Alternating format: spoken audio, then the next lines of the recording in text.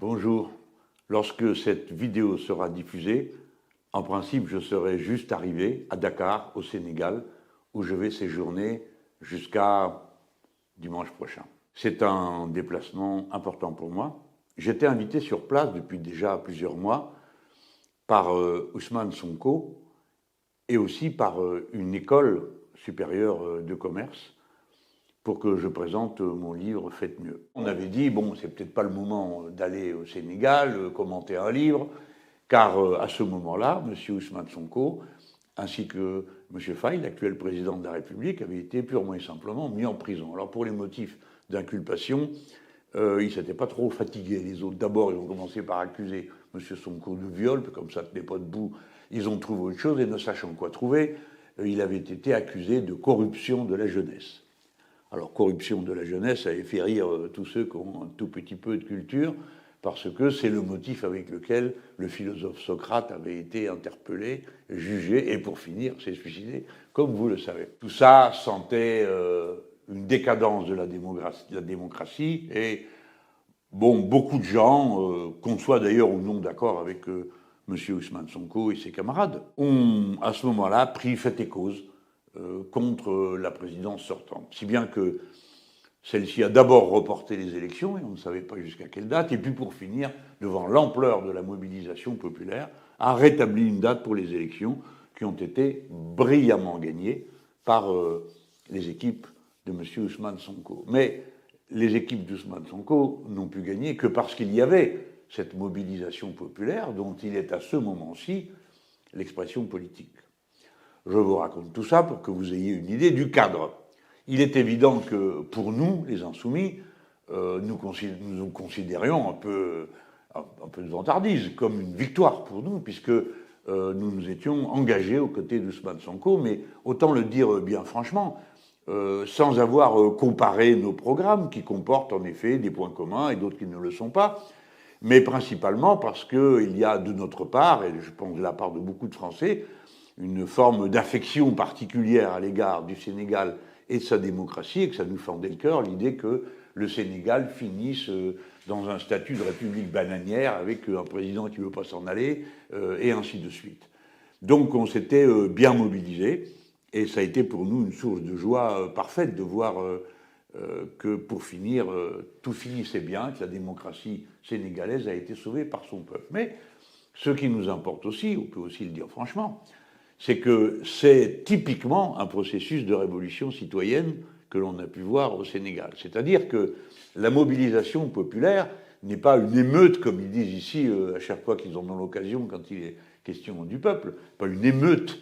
C'était au contraire quelque chose de politiquement lucide, déterminé par un peuple qui a une culture, une éducation de masse à la démocratie et qui y tient. Et c'est pourquoi le cas sénégalais est si extraordinairement exemplaire. En tout cas, il se termine de la manière suivante. Ousmane Sonko n'a pas pu être candidat à l'élection présidentielle, M. Faye l'a été, qui était le secrétaire général jusque-là de cette organisation, l'organisation d'Ousmane Sonko, et il a été brillamment élu. Tant et si bien que le prisonnier politique d'hier, Ousmane Sonko, est le Premier ministre du Sénégal aujourd'hui, M. Faye, le président de la République. C'est pas la première fois, et c'est, je l'espère, pas la dernière, que l'on voit une misérable opération de Lawfare, de manipulation de la justice, se terminer de cette manière, parce que ce fut le cas aussi pour Lula au Brésil. Il a fait de la prison, je suis allé le visiter dans sa prison, si vous vous en souvenez, et puis pour finir, il a bien fallu le libérer, parce que les juges, à un moment donné, ont décidé, dans un sursaut de dignité, qu'il refusait de participer à une opération de manipulation politique comme ça.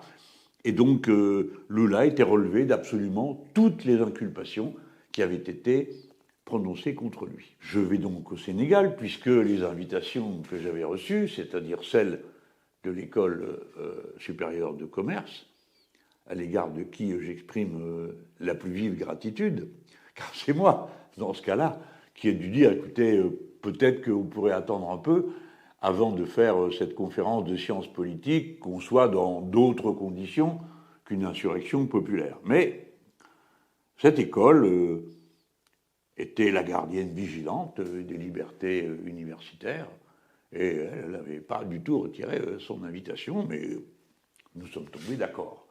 Et ils ont donc accepté de la reporter, cette invitation. Et c'est pourquoi je me fais un devoir d'aller devant cette école qui a l'habitude de manier les idées, les contradictions d'idées, car, comme vous l'imaginez, ma présence, ou que ce soit, comme conférencier, ne signifie pas que les gens qui m'invitent sont d'accord avec moi, mais que ça leur paraît intéressant d'ouvrir des discussions, surtout par rapport à mon livre Faites mieux, qui est en quelque sorte un essai pour proposer de nouvelles grilles d'analyse de la réalité de notre époque. C'est évidemment un document de sciences politiques, mais c'est quelque chose qui essaye de penser les conditions dans lesquelles se déroule, se développe la civilisation humaine à notre époque. Mais cette invitation de Subdeco de Dakar, eh bien maintenant est enrichie par une invitation personnelle du Premier ministre, M. Ousmane Sonko, et vous imaginez comme je suis fier de pouvoir y répondre et heureux de le faire. Là-dessus, l'université publique de Dakar a aussi fait la proposition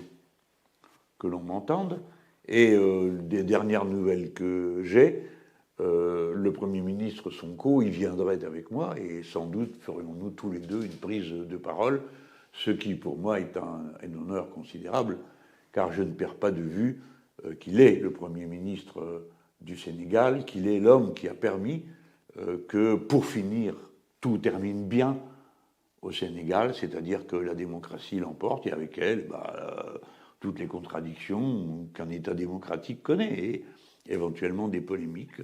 Cela viendra, j'en suis sûr. Mais pour l'instant, il me semble que le peuple sénégalais est plein d'un immense espoir que le pays prenne une autre direction que les politiques néolibérales qu'appliquait avec une férocité toute macroniste M. Macky Sall, le précédent président de la République, qui a été en même temps le déclencheur de la révolution citoyenne. Dans ces conditions, pour nous, il y a un intérêt particulier à discuter, à étudier avec ceux-là même qui en ont été les principaux protagonistes, ce qui s'est passé dans ce pays, comment une révolution citoyenne a démarré, comment elle s'est conclue, et avoir les discussions qu'on ne peut avoir qu'en privé sur ce que l'on doit savoir d'un tel processus. C'est lui qui nous intéresse, autant que ceux qui ont été les principaux protagonistes, ou en tout cas porte-parole. Alors, je pense que les choses seront plus simples pour moi, puisque dans la période qui a précédé l'arrestation de M. Ousmane Sonko, on avait fait une conférence sur Skype, ensemble. Alors, il y avait M. Faye, qui est maintenant le président de la République, l'homme qui est à présent, si j'ai bien compris, le ministre des Affaires étrangères, qui se trouvait là. Et ensemble, avec Arnaud Le Gall, député du Val d'Oise, nous avions eu un échange assez approfondi sur l'idée qu'on se faisait les uns et les autres de ce que pouvait être une politique non alignée. On avait constaté une très grande convergence de points de vue sur ce sujet. Mais je ne chercherai pas à vous dire des choses qui ne sont pas. Je ne suis pas en train de vous dire que M. Ousmane Sonko est un insoumis, parce qu'il n'existe pas de mouvement insoumis au Sénégal. Le mouvement insoumis est présent en France, et ailleurs, chacun fait en fonction de la politique de son pays et de l'intérêt de son peuple. Et c'est une bonne chose qu'il en soit ainsi, qu'on puisse se parler, alors même que, pour l'essentiel, on a les mêmes motivations, mais pas forcément la même idée de la façon de régler les problèmes, quelles sont les solutions à avancer. En tout cas, moi j'ai observé qu'il y avait des points communs très forts avec le programme d'Ousmane Sonko. Je pense en particulier à tout ce qui concerne la planification écologique et le sujet bien précis et bien critique de la gestion prévisionnelle de l'eau, de l'organisation du territoire en fonction des bassins versants, etc. Des sujets qui sont présents dans notre programme. Et j'ai aussi noté que les équipes d'Ousmane Sonko et les nôtres sont d'accord sur l'idée d'un mouvement plutôt que d'un parti pour rencontrer les événements que son propre pays fait naître. De même, en France, nous agissons comme un mouvement et non pas comme un parti, et c'est la raison pour laquelle les modes de fonctionnement peuvent parfois paraître déroutants, mais ils sont très pensés et très organisés dans l'un comme dans l'autre cas. Je voulais vous dire tout ceci à peine arrivé au Sénégal. Vous voyez au décor qui m'entoure que j'ai enregistré avant de monter dans l'avion. Par conséquent, s'il y a des nouveautés, je saurai assez vite vous en informer. Comme je vais rester que quelques jours, je me suis dit que ce serait peut-être une bonne idée pour que ça ne se perde pas après dans tout ce qui se produit d'un jour sur l'autre, que je fasse un point quotidien sur ce que j'ai fait dans la journée là-bas, ce que j'ai vu, ce qui m'a semblé. Vous me ferez tous la faveur, l'amitié, de prendre ces comptes rendus pour ce qu'ils seront, c'est-à-dire des analyses au débeauté, telles qu'un premier regard peut les suggérer à un esprit curieux comme le mien, même s'il est très amateur d'explication et de théorisation. Voilà, je ne conclus pas sans vous dire que je ressens une très vive excitation à l'idée de ce voyage. C'est le premier que je ferai au Sénégal depuis bien longtemps. Et d'une certaine manière, je me suis dit que ce serait bien que j'arrive à marquer le coup, comme on dit. Et j'ai une sorte de dette, en tant que Français, à l'égard des Sénégalais. Elle est à l'égard de Léopold Sédar Senghor, qui a été le premier président du Sénégal, celui de son accession à l'indépendance. Alors, Senghor est une personnalité académique en France. Il a été un auteur, il a été un penseur. Alors évidemment, c'est un homme de son époque. Et on ne dirait pas les choses aujourd'hui comme il les disait alors. On n'en parlerait pas de la même manière sans doute. Et surtout, les services qu'il a rendus à la langue commune sont tels que je pense qu'on a un devoir à son égard. Surtout que les Français n'ont pas été brillants lorsqu'il est décédé et qu'il a été enterré en terre sénégalaise. Il n'y avait pas d'officiel du niveau d'un ancien président de la République comme Sédar Senghor, présent à ses funérailles. Et j'en avais été personnellement blessé. Non que je sois un partisan de ses doctrines, mais en pensant à cette part d'histoire qu'il incarne, commune, des Français et des Sénégalais, et de l'effort qu'il faut qu'on fasse tout le temps entre nous pour se rendre justice quand il le faut, et avoir l'occasion de partager ce que nous avons en commun dans le meilleur et des fois dans le pire, car il y a des séquences de l'histoire du Sénégal qui ne sont pas à l'honneur de la France, mieux vaut le dire, et l'assumer. Je pense qu'en l'assumant, on permet que les choses ensuite se passent plus simplement, plus amicalement, plus fraternellement. Avec le Sénégal, nous sommes unis par la langue commune, par une histoire commune, celle de nos deux pays, mais aussi une histoire universelle, le commun dégoût et rejet de ce qu'a été l'esclavage, crime contre l'humanité, que l'un des nôtres a fait reconnaître par le Parlement européen, M. Younous Omarjee. Voilà, mes amis, ce que je voulais vous dire.